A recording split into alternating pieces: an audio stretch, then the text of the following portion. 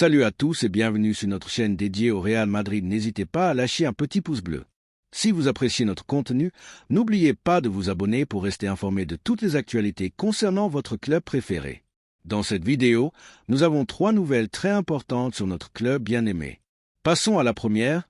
Víctor Gyökeres a été offert au Real Madrid. C'est la nouvelle, c'est la réalité qui se déplace dans les bureaux du plus grand club du monde. Il ne s'agit pas d'une simple rumeur sans fondement, ni de ces noms qui apparaissent en couverture comme remplissage en pleine période de marché. Cette fois, la chose est sérieuse. L'attaquant suédois, après avoir refusé une proposition multimillionnaire de Turin, a fait savoir sa ferme intention de porter le maillot blanc. Son entourage l'a clairement indiqué. Il est prêt à attendre le temps qu'il faudra, à renoncer à des offres supérieures sur le plan économique, tout pour réaliser le rêve de jouer au Santiago Bernabéu. Et bien que cela puisse sembler romantique, excitant, voire pour beaucoup, je m'arrête net et me pose la question que tout madridiste devrait se poser. Ce joueur est-il vraiment à la hauteur de ce que représente jouer au Real Madrid? Passons aux faits. La Juventus avait mis toute la viande sur le grill. Nous parlons d'un contrat de 13 millions d'euros net par saison, un chiffre qui n'est pas offert à n'importe qui. Il s'agissait d'un pari fort, d'un engagement sérieux, d'une déclaration d'intention de la part d'un club qui, malgré son déclin récent, reste l'un des géants de l'Europe. Gyökeres a dit non, non parce que l'Italie ne le séduisait pas, ni parce qu'il avait quelque chose contre le football italien. Il l'a fait parce qu'il veut plus, il l'a fait parce qu'il a le Real Madrid en tête, parce que depuis un certain temps, et ce n'est pas une invention des médias, il a en tête l'idée de triompher au Bernabéu. Et voici ce qui me dérange, car même s'il est appréciable qu'il y ait encore des footballeurs qui privilégient le projet sportif à l'argent, il faut aussi être sensé. Le Madrid n'est pas une plateforme pour que chaque joueur ayant une bonne saison se teste pour voir s'il est à la hauteur. Le Madrid est le sommet, la fin du chemin pour ceux qui ont démontré être un cran au-dessus des autres. Et sincèrement, je ne vois pas en Víctor Gyökeres ce profil. Je ne vois pas le joueur capable d'assumer le poids d'un blason qui exige de toujours gagner, qui n'a pas de marge pour l'erreur, qui transforme les bons en légendes ou les dévore sans compassion. Gyökeres vient de réaliser une très bonne campagne au Portugal. Cela ne se discute pas. Il a été l'un des références offensives du Sporting, a démontré un flair pour le but, a gagné en présence physique, a su lire les espaces et s'est considérablement amélioré dans son jeu avec le ballon. Mais tout cela, avec tout le respect dû, il l'a fait dans une ligue mineure, car la ligue portugaise, aussi déguisée soit-elle, n'a pas l'exigence ni la compétitivité des grandes ligues européennes. Et cela compte beaucoup, car ce qui peut sembler brillant au Portugal peut se révéler court, très court, dans la réalité du Bernabéu. Ce n'est pas la première fois qu'un joueur brille dans une ligue intermédiaire pour ensuite s'écraser dans un grand club. Nous l'avons déjà vu auparavant, des joueurs avec des chiffres spectaculaires dans des championnats moins exigeants qui, en arrivant au Madrid, se voient dépassés par le rythme, la pression, le besoin constant de performer. Ici, il n'y a pas de temps pour s'adapter, pour trouver le rythme, pour s'habituer à la pression. Ici, on arrive pour marquer la différence dès le premier jour. Et Víctor, avec tout le respect que je lui dois, n'a pas démontré jusqu'à présent qu'il était préparé pour ce saut. À son âge, le Suédois est à son pic de maturité footballistique. Il n'est pas une jeune promesse, ni un talent à polir. C'est un footballeur déjà fait qui devrait arriver au Madrid pour performer immédiatement. Pourtant, son expérience dans les compétitions européennes est limitée. Ses performances sur les grandes scènes ont été discrètes et il n'a pas eu jusqu'à présent l'opportunité de mener une équipe dans une ligue de premier niveau. Allons-nous parier sur lui comme s'il était un attaquant établi parmi les grands du continent simplement parce qu'il a dit qu'il voulait venir? Soyons sérieux. Au Madrid, on ne recrute pas par illusion. Ici, il ne suffit pas d'avoir envie de rêver en blanc. Ici, on recrute pour la performance, pour la mentalité, pour le caractère. On recrute ceux qui ont démontré pouvoir jouer des finales, remonter des matchs impossibles, faire l'histoire. Gyökeres, au-delà de sa bonne saison au Sporting, ne correspond pas à ce profil, car il n'a pas été protagoniste en Ligue des Champions. Il n'a pas démontré ce gène gagnant dans des contextes de pression maximale, car sa figure génère encore plus de questions que de certitudes. Et je ne le dis pas seulement par scepticisme, je le dis parce que le Madrid est arrivé où il est grâce à une politique sportive basée sur l'excellence, parce que dans ce club, on a appris à force de succès et d'erreurs que tout ce qui brille ailleurs ne peut pas briller ici, parce que ce club exige autre chose, exige un esprit spécial, une capacité à se transformer en géant lors des grandes soirées. Et cela ne s'achète pas avec de bons chiffres au Portugal, ni avec un refus de la Juventus par amour pour un blason. De plus, il y a un composant qui me met particulièrement mal à l'aise. Ce type d'offre où l'entourage du joueur se hâte de dire qu'il attend le Madrid sans trop la stratégie, la manœuvre de représentant pour gonfler, pour gagner des minutes dans les médias, pour générer de la pression. Nous avons déjà vu ces films. Le joueur qui se déclare madridiste, qui refuse des offres en attendant l'appel blanc, qui se présente comme un romantique du football jusqu'à ce que, quelques semaines plus tard, le Madrid ne bouge pas et finit par signer pour un autre club avec un salaire doublé, tandis que son agent dit que ce n'est pas de leur faute. Ce jeu, nous le connaissons et nous ne devons pas tomber dedans. Ce club a besoin d'attaquants de hiérarchie contrastée, de parcours européens, d'impact immédiat. Ce n'est pas le moment pour des paris qui peuvent bien se terminer ou se terminer en prêt en janvier. Nous n'avons pas besoin d'un autre joueur pour voir ce qui se passe. Nous avons besoin de certitude. Nous avons besoin de footballeurs qui, lorsqu'ils foulent la pelouse du Bernabéu, ont déjà démontré ailleurs qu'ils peuvent être parmi les meilleurs. Et avec tout le respect pour Joker, aujourd'hui, il ne remplit pas ses exigences. Qu'a-t-il? Du physique? Oui. Du but? Aussi. Qu'il rêve de jouer ici. C'est appréciable, mais cela ne suffit pas. Madridiste, cela ne suffit pas de le souhaiter. Le Madrid n'est pas un prix de consolation pour celui qui ne conclut pas avec d'autres clubs. Le Madrid n'est pas une station de passage. Le Madrid est la destination des meilleurs, et les meilleurs n'ont pas besoin de s'offrir. Les meilleurs sont recherchés, désirés, recrutés avec la conviction qu'ils vont marquer une époque. Pensez-vous vraiment que Victor est ce joueur? Je l'éclaire? Non. Et non pas parce que son enthousiasme me dérange, mais parce que je sais ce que signifie jouer au Real Madrid, parce que j'ai vu de vrais monstres défendre ce maillot. Et maintenant, je vous demande, madridistes, qu'en pensez-vous? Pensez-vous que nous devrions recruter un attaquant simplement parce qu'il veut venir et a refusé de l'argent pour le rêve blanc? Ou pensez-vous comme moi que ce club doit maintenir son standard, qu'il ne doit pas baisser le niveau, qu'il ne peut pas ouvrir la porte à n'importe qui, aussi bonne que soit sa volonté? Je vous lis, car cette conversation est aussi la vôtre, car ensemble nous devons protéger le blason, prendre soin de la grandeur, maintenir vivante l'exigence.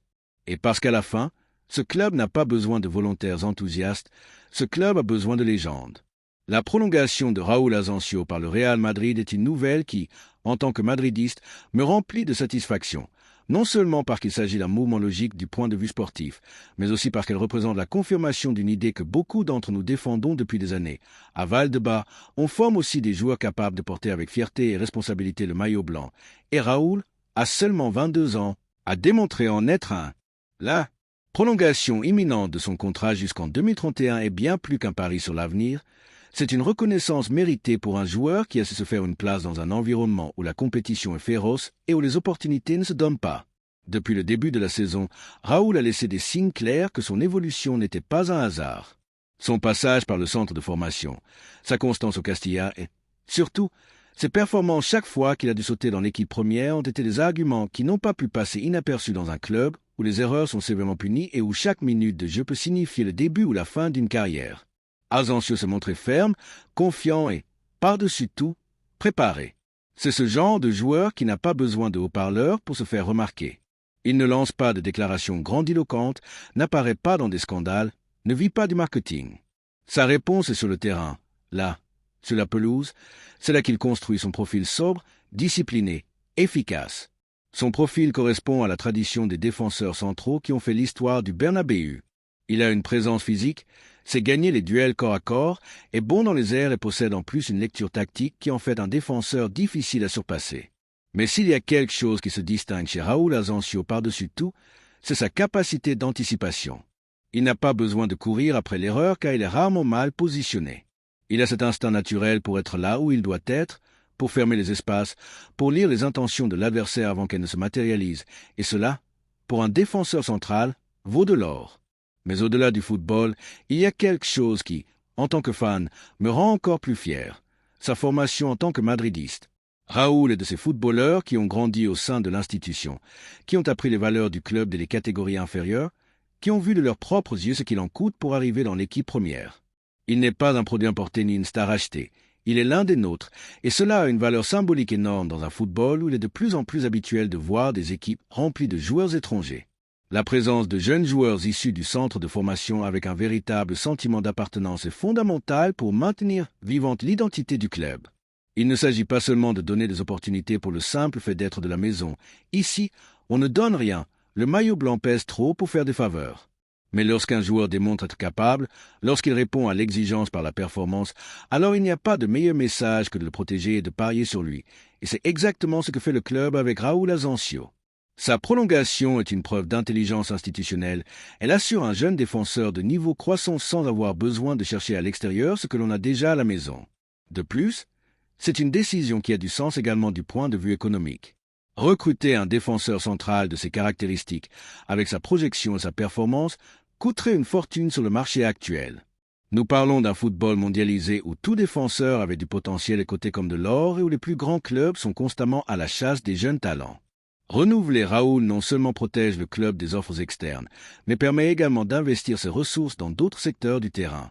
Avoir un défenseur central fiable formé à la maison qui, en plus, ne génère pas de problèmes contractuels ou extrasportifs est un luxe, et ce n'est pas une coïncidence si ce mouvement arrive maintenant. Dans les bureaux, ils l'ont vu clairement. Son niveau le place déjà comme une alternative réelle pour l'équipe première, non pas comme un remplaçant de circonstance, mais comme un joueur avec les conditions pour disputer des minutes dans des matchs importants. Il ne serait pas étrange de le voir s'affirmer comme une partie importante de la rotation défensive dans les prochaines saisons, car tout indique que nous ne sommes pas face à une promesse passagère, mais face à un défenseur central avec un avenir de titulaire. La confiance qu'il a transmise chaque fois qu'il a sauté sur la pelouse en est la meilleure preuve. Il est également intéressant de penser à ce que cette prolongation signifie pour le centre de formation en général. À Val-de-Bas, il y a des centaines de jeunes qui rêvent de débuter au Bernabéu, qui s'entraînent chaque jour avec l'illusion d'arriver là où est Raoul aujourd'hui. Voir que le club reconnaît l'effort, qu'il récompense le travail silencieux et la constance est un signal puissant. Il dit à tous les jeunes que c'est possible, que s'ils s'efforcent, respectent les temps et performent quand on le leur demande, les portes peuvent s'ouvrir, et ce message n'a pas de prix. N'oublions pas non plus l'impact émotionnel pour les fans. Voir un joueur qui a grandi avec nous triompher dans l'équipe première a une charge symbolique spéciale. Ce n'est pas la même chose de voir un crack venu de l'extérieur qui ne connaît pas l'hymne ni l'histoire du club que de voir un jeune qui a parcouru les terrains du centre de formation depuis l'enfance lever la tête avec fierté dans le Colisée blanc. Raoul représente cela. Il représente l'enfant qui a rêvé d'être footballeur, qui s'est donné à fond pour y arriver et qui commence maintenant à récolter les fruits de cet effort. C'est une histoire qui touche les gens, qui émeut, qui renforce le lien entre l'équipe et ses fans. Et oui, il a encore beaucoup à démontrer. On ne peut pas dire qu'il soit déjà consacré ni qu'il ait sa place assurée pour toujours, mais l'important est qu'il a les conditions, l'attitude et la mentalité pour continuer à grandir. Il a une marge d'amélioration énorme et il est à l'endroit idéal pour l'exploiter, avec le personnel technique approprié, une structure tactique solide et des coéquipiers expérimentés qui lui servent de guide. Il n'y a aucune raison de penser qu'il ne peut pas devenir une référence défensive à moyen terme, et c'est le vrai pari du club. Faire confiance à sa croissance, l'accompagner dans son processus et le consolider comme une pièce fondamentale.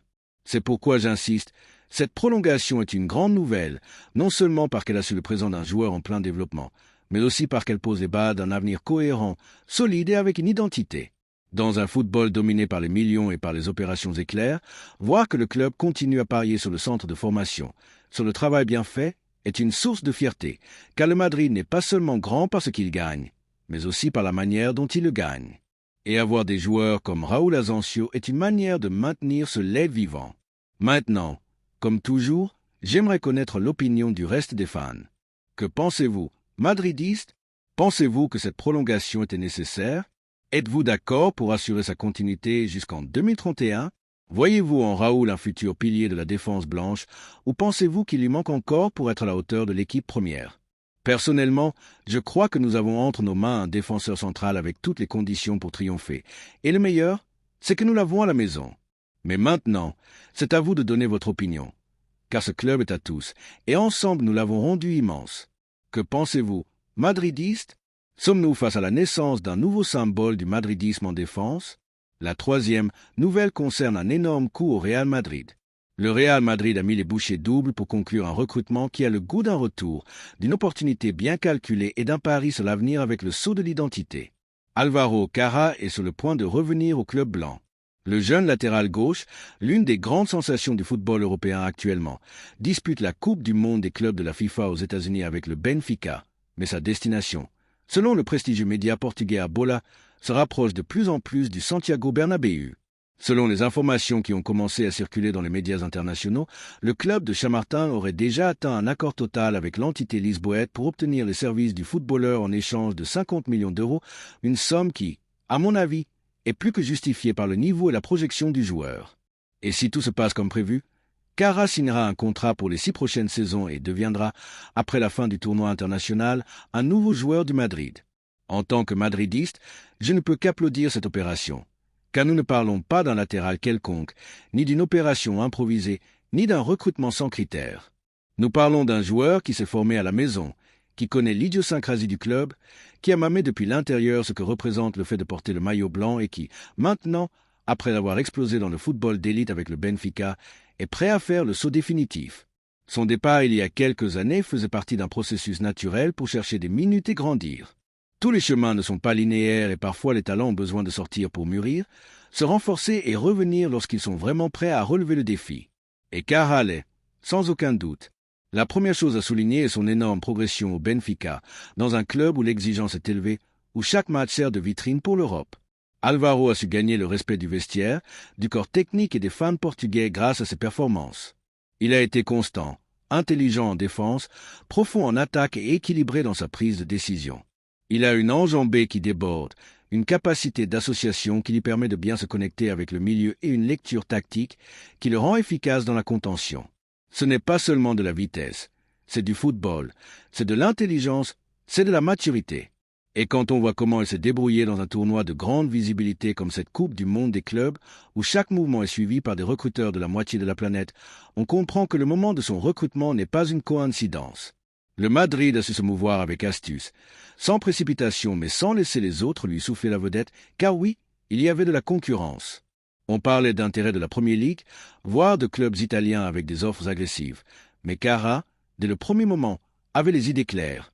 Son objectif était de revenir au Madrid, il le rêvait, le désirait et l'a demandé. Et cela, pour moi, a un poids spécifique qui n'est souvent pas suffisamment valorisé. Ce n'est pas la même chose d'arriver pour arriver que d'arriver avec la conviction que c'est sa place. Ce n'est pas la même chose de signer pour un club parce qu'il paie plus que de le faire parce qu'on sent que c'est là qu'on a une mission en attente. Et en Alvaro, il y a de la faim, il y a de l'illusion, il y a ce feu interne si nécessaire pour triompher dans un club où le conformisme et la médiocrité ne sont pas permis. Il arrive avec l'envie de laisser une trace, avec le sac à dos chargé d'expérience mais aussi de gratitude, car il sait que cette institution lui a donné la base, car il comprend ce que signifie jouer au Bernabéu et porter le blanc sans marge pour les erreurs. Payer 50 millions peut sembler une somme élevée, mais si on l'analyse froidement, c'est un investissement qui a du sens à tous points de vue. D'abord, à cause de la rareté des latéraux gauche de qualité sur le marché. Ensuite, parce qu'il s'agit d'un jeune joueur avec de nombreuses années devant lui et sans plafond défini. Troisièmement, parce que son profil tactique correspond aux besoins de l'équipe, vertical, fiable, avec un retour défensif et une grande capacité à générer de l'amplitude et de la profondeur. Et enfin, parce qu'étant formé à la maison, son recrutement a également des implications positives au niveau de l'effectif, tant en termes d'identité que de respect des réglementations.